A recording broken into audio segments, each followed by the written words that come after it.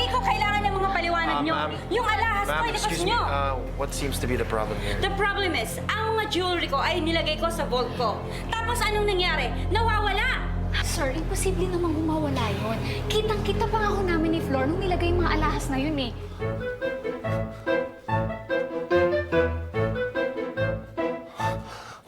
Pero ang babaeng yan, kala niya hindi ko alam yung ginagawa niya. Makikita niya. Napanood ko to sa TV. Effective to.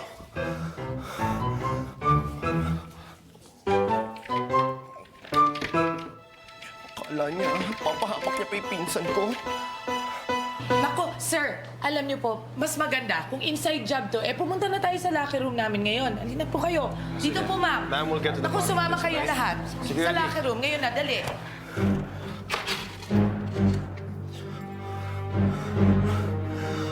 Buruhang yun ah.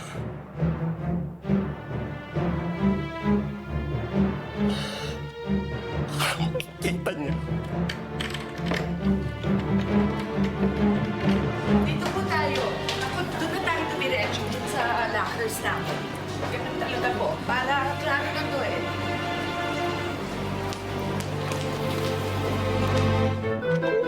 Nakaw niyo rin yung susi para dito ka.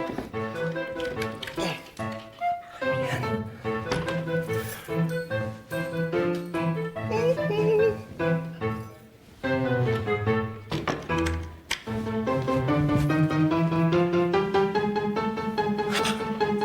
Sir, dito po tayo. Hi, Olga. Kasi sir, alam nyo, may kutob naman ako. Kung talagang inside job to at saka isa sa empleyado yung gumawa niyan, saan pa ba itatago, ma'am? Di sa mga locker. Alam niyo, sir, may point si Olga eh. Kung isa sa amin ang kumuha, dapat buksan natin yung mga lockers nila.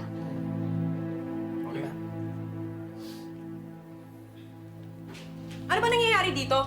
Ay! Wala naman. May magnanakaw lang naman sa hotel na to.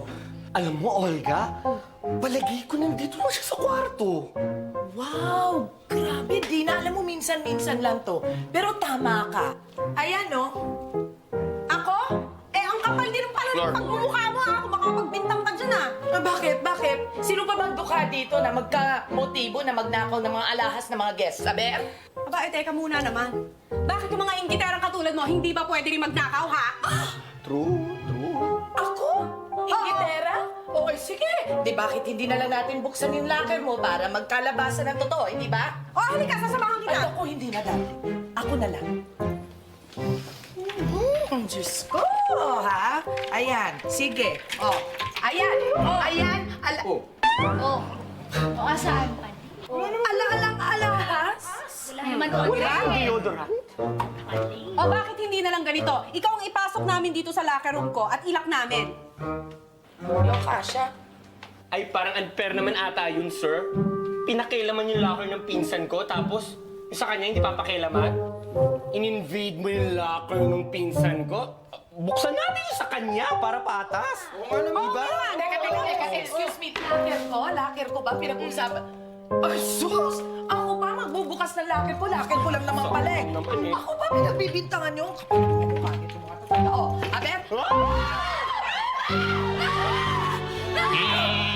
Diyos ko! Olga? Para may explain. Ikaw di ay? Sir?